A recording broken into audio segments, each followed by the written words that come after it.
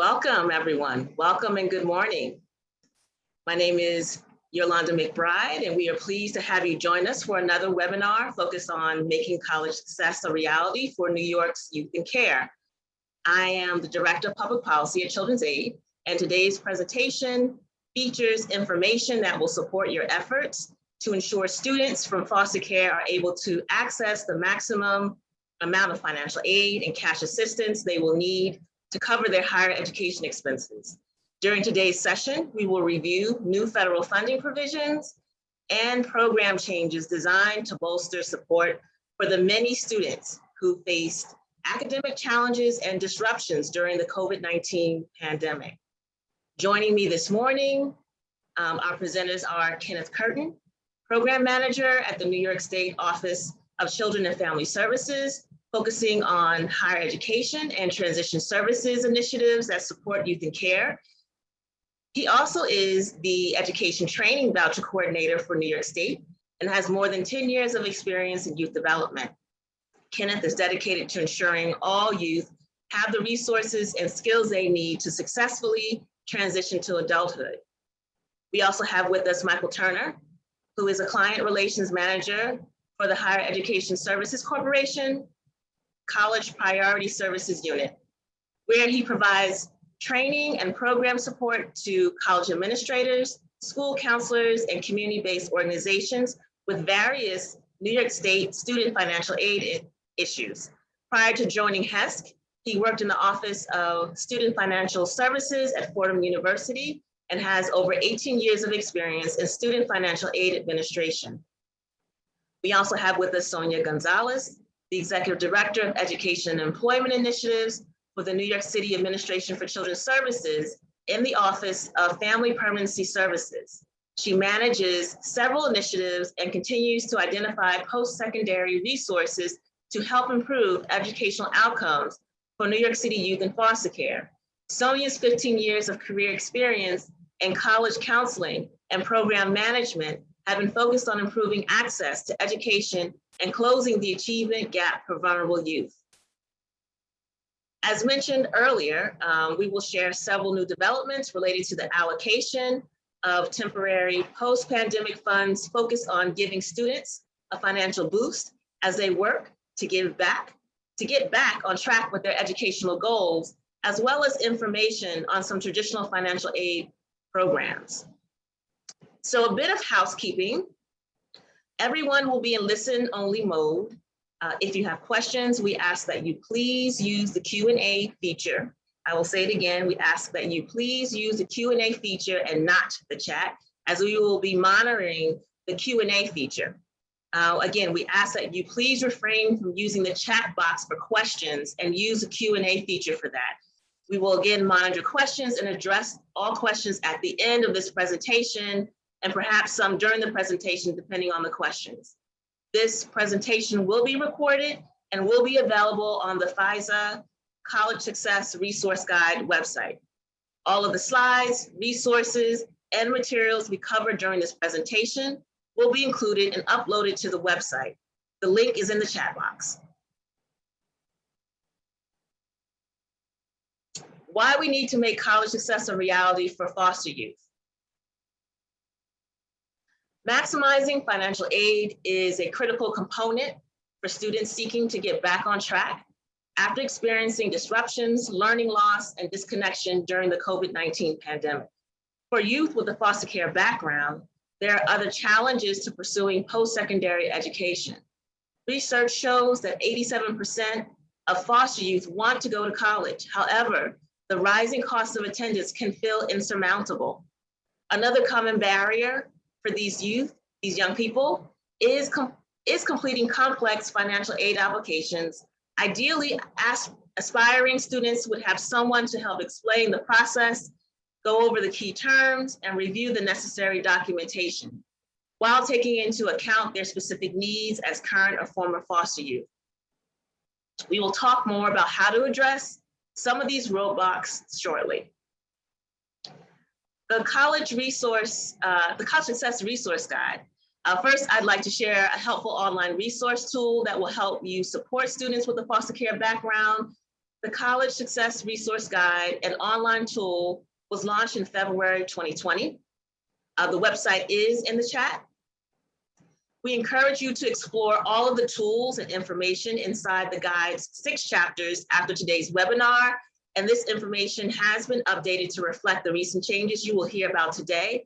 There are some changes that we are still adding to the website, so we ask that you please give us till Friday to have everything fully updated. But inside the guide, you will find helpful information specifically about financial aid in Chapter 3. As you see, inside the guide, Chapter 3, there's information about independent versus dependent student status. There's information about how to expedite and improve the financial aid verification process, special considerations when packaging financial aid for current and former foster youth, former youth college success initiative versus the educational training voucher. We have a nice little informational tool in there to know the differences, and financial aid for undocumented foster youth. And if you haven't already seen it, we encourage you to watch a recording of the Maximizing Financial Aid for Foster Youth webinar we presented last year. Again, all of our webinars can be found on the guide's table of contents page. Addressing common financial roadblocks for foster youth. Next, let's look at some of the challenges students with the foster care background face as they look for ways to pay for college. We first would like to talk about the FAFSA. In terms of common issues for foster youth when trying to complete the FAFSA, what we've learned and understand is that young people in care, we really do need to support and encourage them to thoroughly read the questions. Particularly, there are questions 32 and 52 that can trip up youth when they're filling out the form. Specifically, question 52, there's information about, particularly for question 52, in terms of tripping up young people when they're filling out the form, there's information in question 52 about asking about their status and, about their parents. And so there's information about whether they are an orphan or a ward of the court or a young person in care. And they can read that question early on and just think that it's only about whether their parents are deceased or not. And so they need to continue to read the question because there's more information about whether or not that young person is in care or in or ward of the court. So the question has more information, and we just want to make sure that young people really thoroughly read the question and make sure they check and answer the question correctly, which should be yes. And also there are questions, particularly 100 through 103, there are questions of asking if you are a preparer. And those questions are really about referring to whether you are a tax or an accounting professional. There are also upcoming deadlines that we want to make sure that our young people are paying specific attention to. The application opens up every year, October 1st, and the deadline is June 30th in New York State. There are priority deadlines, and if you want to make sure that our young people in care are accessing the most financial aid possible, if they can, please encourage them to fill out the application as soon as possible. There is a priority deadline for March 2nd, which would put them in the queue ahead in terms of making sure they are prioritized for financial aid. And if a young person has not completed their FAFSA as of today, then for this coming school year, we ask that you please make sure that they complete the FAFSA as soon as possible because financial aid is limited at schools. Now I'd like to introduce other presenters who will share, before we go into that, just in terms of requests for financial documentation can also be confusing for many foster youth because they often don't earn enough income to file tax returns. And so we want to make sure that, particularly for the tax information, that young people are fully aware about that, and also individuals that are working with young people. So many students in foster care are actually exempt from filing federal tax returns because their annual income falls below the minimum threshold required for reporting. So financial aid advisors should really explain to students what to do in lieu of providing tax forms to avoid unnecessary application delays. For example, schools will request the IRS verification of non-filing letter. And we understand that sometimes it's been really difficult to get that letter from the IRS. And so the US Department of Education has clarified that a letter from the foster care agency verifying the student's independent status will suffice in lieu of a non-filer letter. And so we're really asking for financial aid offices to really take into account that accessing that non-filer form for the IRS has been really difficult for young people in care. And we ask that you please allow for that young person to submit a letter from their foster care agency verifying their independent status in lieu of the non-filing letter, or allowing that letter to allow that person to continue through the financial aid process while they wait for that IRS non-filing letter, because it is taking a lot more time than anticipated.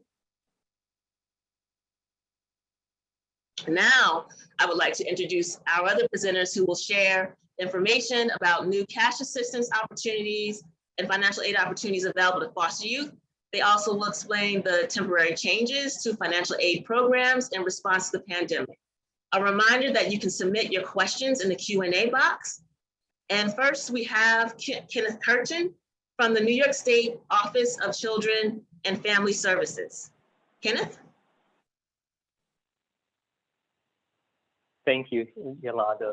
Good morning, everyone. Like Yolanda just stated, today I would like to talk about funds that have become available for youth and young adults with foster care experience, as well as I want to talk about some temporary changes made to existing programs, such as the education training voucher. These changes have become available due to the passage of the Consolidated Appropriation Act. Last year, December, the Consolidated Appropriation Act was passed, and states were provided an allotment of funds to address the needs of youth with foster care experience due to the pandemic. What we have decided to do here in New York State is provide our entire allotment to young adults with foster care experience. This will be direct cash assistance. The maximum amount of the award is $750. There is an application that must be filled out. On that application, the young adult must identify some of the financial impacts due to the COVID-19 pandemic. Some of those impacts could be housing, it could be utility expenses, child care challenges, transportation issues, food insecurity. And just to give you an idea of some of the questions that may be on the application is, did you have an increase in your utility bills? I know a lot of us work from home during this pandemic, and we have seen some increase in our utility bills. Did you have to buy a laptop? Was there any technology expenses that you incurred due to the pandemic?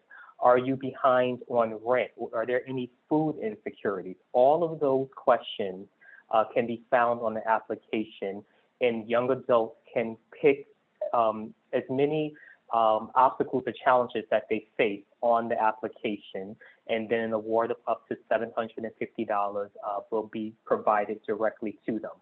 Some of the ways that the funds will be provided to them is through Venmo, Cash App. You know, we spoke with our youth advisory board, and they said these are the ways to really get money into the hands of young people, because these are some of the systems that they're using. Also PayPal.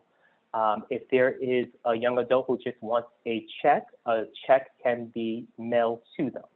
Once applying, it may take up to 4 weeks to provide the assistance to them, and we will provide the link in the chat. So please, if you know of any eligible individuals, we want you to send them this link. And now I'm going to talk about some of the eligibility for this program on the next slide. So with the Chafee Funds program, there are some deadlines and some age eligibility that I want everyone to be aware of. So currently, the portal opened up July 1st of 2021. And if there is a young person, these funds are available for anyone that was in CURE at the age of 14 years old and after. But they must currently be between the ages of 18 up to 27 if they're out of CURE, and they can apply up until September 30th of this year. So individuals out of foster care between the ages of 18 up to 27 can apply up until September 30th. However, we want them to get the applications in earlier, so September 15th, so we can make sure that the funding was provided to them before the 30th. That eligibility will change October 1st of this year. The age will be, for out of CURE individuals, you must be between the ages of 18 up to 21.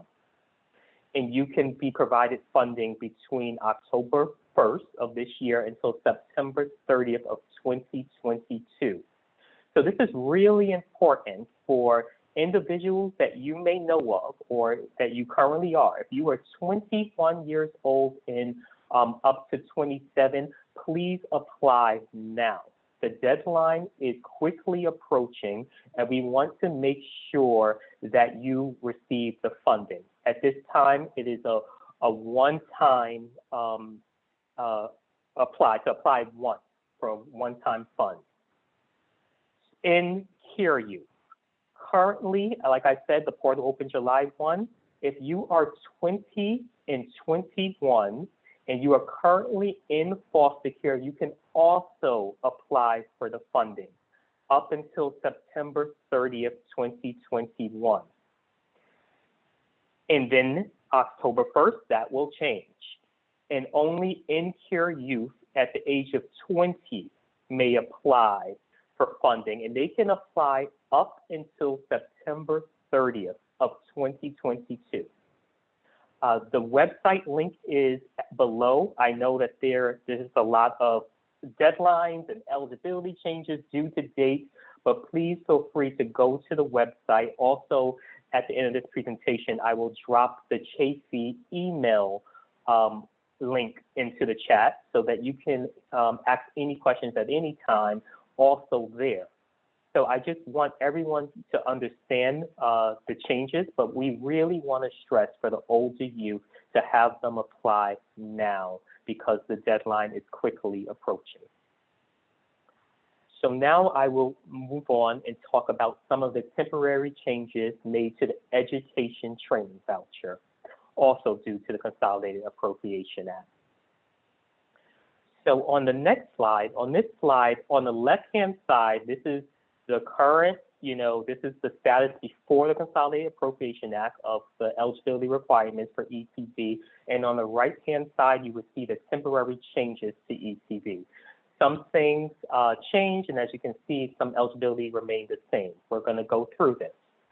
For age requirement for ETV, it has always been, and it still remains, you must apply for ETV before you turn 21 years old, okay? And you can receive funds up until you reach age 23. Due to the passage of the Consolidated Appropriation Act, now you can receive ETV up until age 27 until September 30th, 2021. But still, the young person must have received ETV before turning 21. So what we have been seeing around this is older youth returning who may want to do a vocational program or may need assistance with a semester. They went back to school. This is the time, the deadline is quickly approaching, September 30th, 2021, for youth 23 and above. So if you know of someone that received ETV in the past and they're thinking about that vocational certificate program that they may want to try, please send them the link. And again, I will put that in the chat, the link to apply for ETV. What has remained the same for ETV is you must have left foster care after the age of 14. So if you spent time in foster care at 14 and after, you're eligible. If you were adopted or enter a Ken Gap agreement, it had to be at 16 or after. U.S. citizens or individuals with green cards are eligible, and their program must be an accredited institution. So those things have not changed. Funding. Previously, the ETV awards went up to $5,000 annually. Students are able to receive that for up to 5 years. Awards were based on the cost of attendance. Then award cannot exceed the cost of attendance. And then awards are paid directly to students or to the institution. What has changed? Awards are now up to $12,000 until September 30th of 2022. What has also changed is ETV may be used for expenses that are not part of cost of attendance. So on the ETV application, there's a budget sheet that young adults can fill out. You can put some of the expenses that you may have, maybe rent. You can pick your utility. You can pick your child care expenses, all on this budget sheet for consideration, because as you are an individual attending school, you have these other expenses that you're facing. So all of that can go on the budget sheet and could be taken into consideration. For academic performance, before the Consolidated Appropriation Act, students must make satisfactory academic progress towards their degree. That has been waived until September 30th of 2021. We are aware, due to the pandemic, we are aware due to changes in how youth and young adults interact in class, such as now it may be all remote. Some grades may have suffered. So with that understanding, the satisfactory progress requirements have been waived up until September 30th, 2021. And then the award is still being provided by a vendor administered by the Welfare Research, Inc. And students must submit an application annually. All of those have remained the same. So if you have any questions, please feel free to ask me. I will drop the link in where young adults can apply for ETV. Thank you. Thank you, Kenneth. Next, we have Michael Turner from the New York State Higher Education Services Corporation, who will talk about financial aid for youth in care, including some changes to the Tuition Assistance Program, TAP, and information about programs for Dreamers. Remember, we will leave time at the end of the presentation to answer your questions. Please submit them using the Q&A box. Thank you. Michael? Thanks, Yolanda. So hi, everyone. Michael Turner with New York State Higher Education Services Corporation, or HESC for short. Glad to be here to talk about our part of the application process, which is critical for youth in care who are looking to go to college in New York State and benefit from our resources. So if you can go to the next slide, please. We offer over 20 different grant, scholarship, and incentive programs that help not only youth in care, but any students of all different kind of backgrounds to help pay for their college education here in New York State, whether they want to attend a public institution like a SUNY or CUNY, or even private schools in New York State, including some trade and vocational programs. So it's important that youth in care are familiar with our offerings, and they could benefit from many of these programs, including the Tuition Assistance Program, TAP, which has served New Yorkers for a number of years. You can go to the next slide, please. So just to keep in mind that, as was mentioned on the federal side of the process, all youth in care, or even those who have aged out of care, are considered to be independent when applying for state financial aid, even if they have aged out of the system, as long as they were in the system on or after their age of 13, so as a teenager. In these cases, independence means that parent information or parent income is not required, even if the youth is, has, returned to their parent's household and is being supported by the parent in some way. The parent information or income is not required by way of them having the status. Now, we do have an automated process to help verify the foster care status of a lot of our students who are applying. But in some cases, if we're unable to do so, the youth should be able to provide documentation to us upon request to verify their status, similar to the federal process. The difference here is that for federal aid purposes, you're sharing that documentation with folks in the financial aid offices at the college level. For state aid purposes, this would be uploaded or shared with us directly at HESC to verify their state aid eligibility. So I just want to make sure you know that just because you've sent some information to a student's college doesn't mean that they've been cleared for independent status for state aid, because it's handled by two different organizations. You can go to the next slide.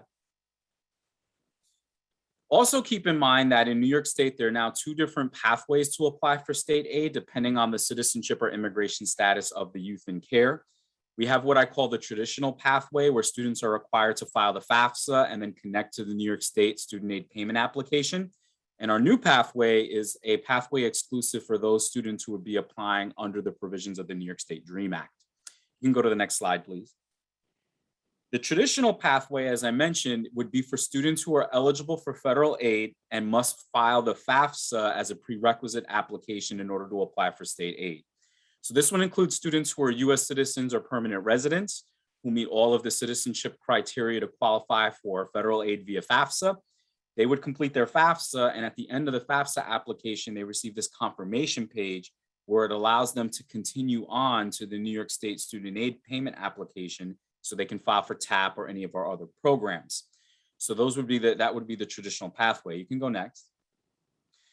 In regards to updates that you should be aware of for that part of the process, the state did increase the maximum TAP award in the 2021-2022 fiscal year budget from a previous amount of $5,165 to a new maximum of $5,665. So it went up by $500. A lot of folks were projecting that there were going to be significant cuts to student aid because of the federal resources that the state received. They were able to actually come through with a very positive budget for us and increasing the awards across the board. Students who indicate that they are foster care ward of the court status are granted this maximum depending on the individual student's income. So I don't like to say automatically all foster youth get $5,665 now, because of course, if the youth works and they earn income, their income will be factored in, and that might be a reason that they do not receive the maximum. But assuming that if they have low to minimal income, they could expect this maximum of $5,665. The minimum award was left unchanged. So right now, anyone who has a higher level income, the minimum award would be $500. We also have introduced an enhancement to the upcoming 2022-2023 TAP application that will build in the HESC funds application, which you'll hear more about from my colleagues next. So there will be some integration where if there's someone identifies in our application process as being a youth in care, and we know that they may be potentially eligible for the HESC funds, we'll bring them into that application, have them be able to submit it in the same setting, same experience, and then they'll be able to continue on to apply for New York State aid. That way, we all know the more things that you can get done in one sitting and the less times you have to require a youth to come back and fill out another application, you're more likely to have them fill out everything in that one sitting and not have to worry about forgetting to file one application or another. You can go next. Our second pathway, as I mentioned, is the New York State DREAM Act pathway. And this would allow certain categories of students, such as DACA recipients or undocumented youth, the opportunity to be able to also apply for New York State financial aid programs separate from the FAFSA.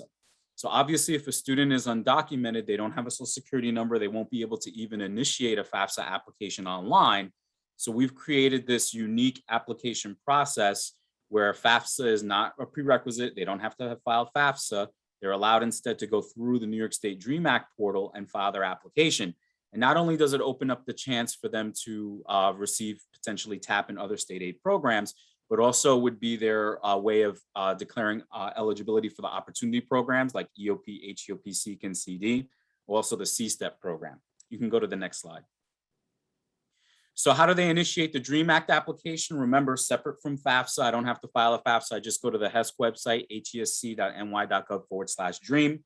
There'll be information about eligibility criteria, and then there's a big apply now button where they can get started. You can go next. And what we do is we bring them through initially what we call a New York State DREAM Act eligibility criteria form, where we're going to see, do they meet the eligibility criteria under the New York State DREAM Act legislation? And that criteria, we first look at their educational criteria, and then we're going to look at citizenship and immigration status. So for education criteria, students are allowed to apply under the New York State DREAM Act if, for example, they've graduated from a New York State high school after having attended there for 2 or more years, or students who obtain their high school equivalency here in New York State, or students who are attending SUNY and CUNY and are eligible for being charged in-state tuition for reasons other than just their residency in New York State. Now, students who meet this criteria, there is a expiration where they have to enroll in college within 5 years of earning their high school equivalency or high school diploma, or 10 years if they're going to a grad program. So it's 5 years to start going to school in an undergrad program, or 10 years removed from finishing high school if I want to go to a grad program. Now, once they start, so let's say I graduated high school in 2020, I enrolled in college in 2022. I've met this criteria, even if I stop going to college and then I, take a year off and then come back. So we're not saying that they have to finish their degree within 5 years. They just need to, initiate enrolling in college and start their program within 5 years. And then if they have to stop and resume, that's perfectly okay. You can go to the next slide. In regards to the citizenship status criteria, these are the categories of students that we're typically serving through the DREAM Act are students who would previously been ineligible to apply for New York State financial aid due to their citizenship status. So this would include students who are here in the US on T or U visas, students who have either current or expired TPS, temporary protected status, students who are participating in the DACA program, and of course, students who are undocumented, who the law categorizes as students who have an unlawful immigration status. So that without lawful immigration status may include students who are, who have an in-between status where they've applied for a legal status, but they haven't received a court date yet, and they're still pending a decision. They could also fall within that without lawful immigration status category. We also have this New York State DREAM Act eligibility open to other categories of students whom you may not typically refer to as a dreamer, but within the DREAM Act legislation, there was some relief to the New York State residency requirements. So this would include students who are applying through the DREAM Act, not because they're undocumented or DACA, but because they may be a US citizen who now has a living situation where they may be living outside of New York State, but would have met the criteria for New York State aid had they stayed living in New York. So think about a youth in care who has to relocate to New Jersey for whatever reason, and they were going to college, they were going to school, and they were getting TAP and everything was just fine. And for whatever reason, out of necessity, they need to move out of state. Now, under the provisions of the New York State DREAM Act, they would be able to continue to apply and potentially receive New York State aid under the provisions of the DREAM Act, even though they're a US citizen, under this category that we call students whose permanent home is outside of New York State. So this would also apply to students who are considered dependent, but their parents may be living outside of New York State as well, who meet the education criteria. You can go next. So we definitely have a lot of information about our programs and the application process on our website, hesc.ny.gov. Plenty of information on the DREAM Act, and our outreach team does events, speaking events. If you want to get one of us to participate in any kind of virtual programs or things that you're doing where you're reaching out to groups of youth in care. So we'll be happy to connect with you in the future and answer any questions that you have later in the program. Thank you. Thank you, Michael. Our last presenter, Sonia Gonzalez from the New York City Administration for Children's Services, will provide updates about ACS's Fostering College Success Initiative, formerly known as the Dorm Project. Sonia? Good morning, everyone. So happy to be here and share updates to our Fostering College Success Initiative with everyone.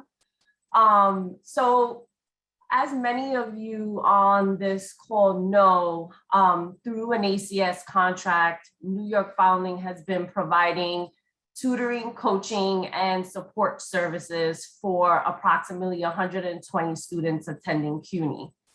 During the past year, ACS expanded and enhanced the scope of this component to better meet student needs.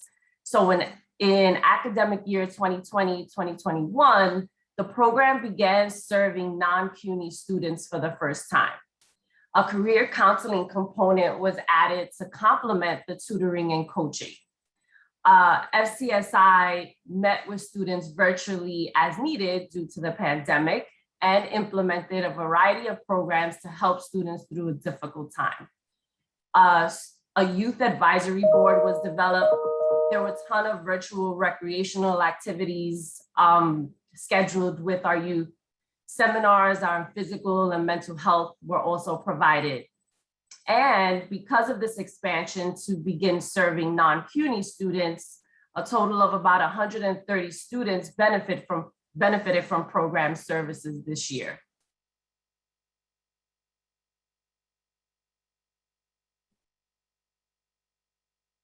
I think we may be able to go to the next slide.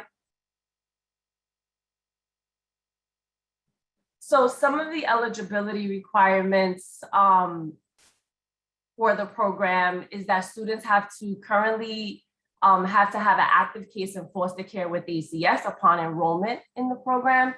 They have to be enrolled in college. So like I said, students can attend CUNY, they can attend SUNY, they can attend other private colleges and universities throughout New York City and state.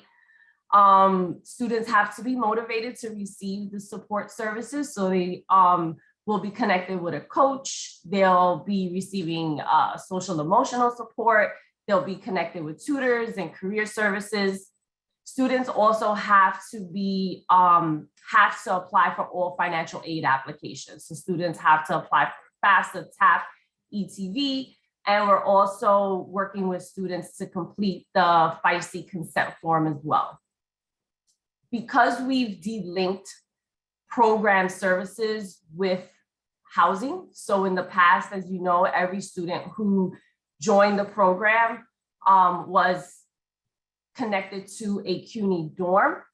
But because we've expanded the program, and so students who attend CUNY, they can also receive these program services if they're not living in a dorm. So to be considered for a CUNY dorm, some changes have been made. As you know, students have to be vaccinated to live on campus in a dorm. Students have to have at least a 2.0 GPA to be considered for a dorm and be a full-time registered student, as well as apply for all the financial aid applications. This year, we are partnering with Queens College and Hunter College. So we'll have about 80 slots available at both dorms. And we're currently accepting more applications for students who meet the criteria to be considered for a CUNY dorm to be connected with a slot at either Queens or Hunter. So if you have students who are enrolled at CUNY who haven't already applied to FCSI, who would like to be considered to live at a dorm this upcoming fall semester and meet the criteria, please reach out to us. We've added our website in the chat, but you can also email me directly, and my email is on this slide. If you have students that meet the criteria for consideration into a CUNY dorm this academic year. I did want to share, and I know it's not on the slide, but I also know that we have partners that have been working with us over the last 5 years since the program was established in 2016. And we were working in 2016 with 50 students, and now we're working with over 120 students, and that's because of the partnership we have with all of you on this call. So I do want to thank you for that. I also wanted to share some brief academic achievements that we've seen, even with the pandemic and the struggles and challenges that our students have faced this past year. Our average program GPA rose from a 2.3 in the spring of 2020 to a 2.57 in this past spring, 2021. Our percentage of grades that were A's or B's increased from 34% last spring, 2020 to 54% this spring, 2021. And I wanted to put that out there because even with the challenges that the pandemic brought on with our students moving completely virtually to online classes, and that was challenging for many of our students who were so used to going to classes in person and meeting with folks in person, that our student body still saw success and they still worked really hard to maintain academic achievement. We also completed a very recent survey this past July with our FCSI students, just on general program, their overall program satisfaction.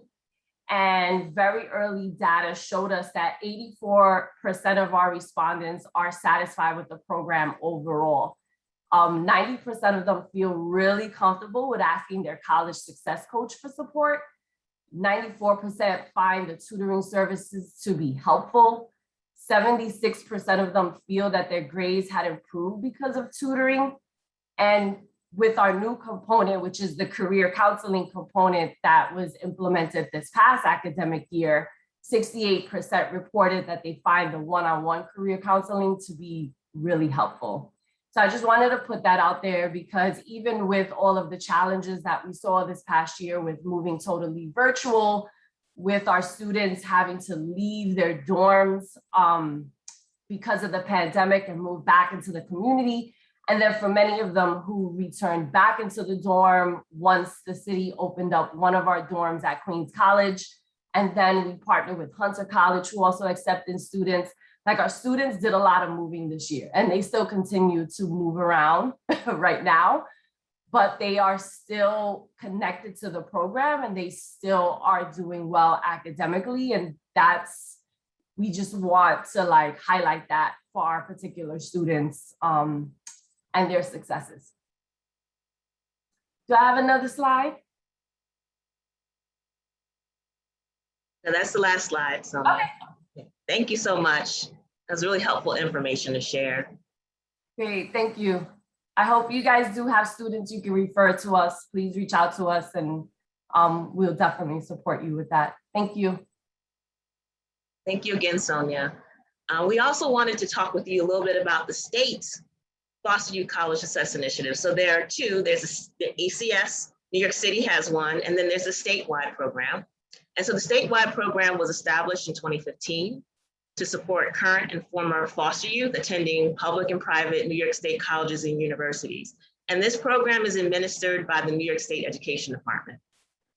The HESC program actually provides supplemental funding for expenses, including like cost of tuition and fees, books, transportation, housing, medical, and other expenses. To be eligible, you have to have been in care, orphan, or ward of the court after your 13th birthday. And all new students who may be eligible for the college initiative must complete a consent form that allows OCFS to verify your foster care eligibility status. And for more information about this program, we ask that you please email us, FISA@children'saidnyc.org, and that will be put in the chat. More information about the statewide program that any youth from across the state can access. While we get ready to answer your questions, we would really appreciate any feedback you have about this presentation and your participation and a few poll questions. So we just launched a poll. And so there are 3 questions, and we'll give you about a minute to complete these questions. Thank you for that.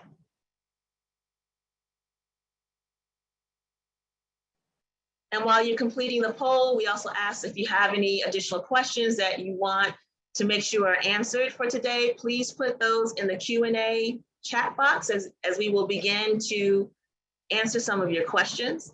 And then we also ask that if we're not able to answer all the questions today, all the questions will be collected and the answers and distributed as well.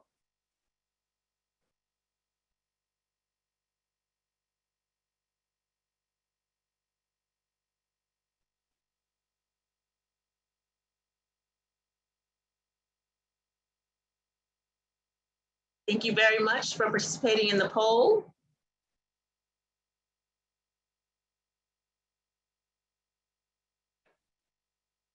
Okay, great. Now, share the results real quick. We appreciate your feedback. Every bit counts. Okay. Now I'm going to turn it over to Michelle Avila, who's going to guide us through the Q&A process. Hi, everyone. Good morning. Thank you so much for sending your questions. We have quite a few of them, and we'll try to get to as many as possible. But again, we'll be following up for any questions that go unanswered. So the first question for our panelists, is there a way that ETV admins can work with agency workers? At times, I reach out to assist a student, but I'm told that admins will not speak to me and only will speak to the student directly. Students sometimes don't follow up in time, and I just want to help in any way I can. Is there a consent that students can give so that ETV can share information such as missing paperwork, submission of paperwork, etc.? That's a really good question. So that is something that we're looking to create. So for young adults, 18 and above, we've heard that some of them, they do not want their information shared with either their parent or their agency. However, there are some individuals who may not mind if their caseworker know about their financial package. So we want to create something where that information can be shared, but with the permission of the young adult. Thank you so much, Ken. So our next question, what resources are available for youths who aged out who are 25 through 26? So I'm sure the other panelists may be able to speak to other resources available, but I know in my presentation, I mentioned that the Chafee Fund program is up to age 27. So if you have a 25 or 26-year-old that aged out of care, they are eligible for up to $750 for the Chafee Fund program. So please send them that link. That is a resource for them. And I can also add that the statewide Foster Youth College Success Initiative that I spoke about, there is no age limit. And so that is also available to young people as well. And yeah, there is no age limit on state aid, so they can still apply. We just would look at their income, and if they're income eligible, they can keep receiving it as long as they still have eligibility. Thank you. So regarding the Chafee Funds application, what is the average time for processing these applications? We have a couple questions on timing, and also folks saying that some students are receiving quicker responses than others, but it looks like at least 3 youth that are 24 are still waiting to hear back, while other students are getting answers pretty quickly. Thank you for that. So the average time is about 4 weeks for when a young person would receive funding. So I did drop the email. If there's anyone who have questions, they can email me. But when they apply, they can check the status of their application online, and it will tell them if it's in progress or if award has been established. But it is 4 weeks. So there's 2 things I want to mention. One is, because I sometimes call individuals when I do get these emails and inform them that, hey, you received an email last week about you needing to submit a document. So we really want to stress to have the young adults check their emails to make sure that there's nothing missing on their end, and also to know that it's up to 4 weeks. So if you don't hear back in a week or 2, nothing is wrong. Things are still being processed. Thank you. Now, can youth attending a grad school receive ETV funds? Absolutely. If they fit the age criteria, they can. So right now until September 30th, it's up to 27. And after that, it's going to go back to up to 23. As long as it's an accredited institution, grad school can be covered by ETV. Yes. Thank you. So the signed consent form that needs to be collected within New York State also appears to be a piece of documentation that is a barrier for eligible students to get access to FICE grant. It appears that many students who would otherwise be eligible for a FICE grant may miss the opportunity because they did not complete a consent form. Are there discussions or initiatives to develop a process that addresses this issue and increasing the proportion to eligible students who complete a consent form? Are the new HESC pathways going to address this? So yes, and there is something upcoming this year that will address the consent forms, and it will allow for more individuals to fill it out. I'll let that announcement come when it's time. But this year that will change as far as how young adults access the consent form. However, I also want to say that the consent form is rolling. So if there's a individual who, I get consent forms September, October, November, you can submit a consent form at any time, and we will check the eligibility. Thank you. And now for the city program. Can students re-enter the FICE program if they decide to take a leave from school and then return at a later semester?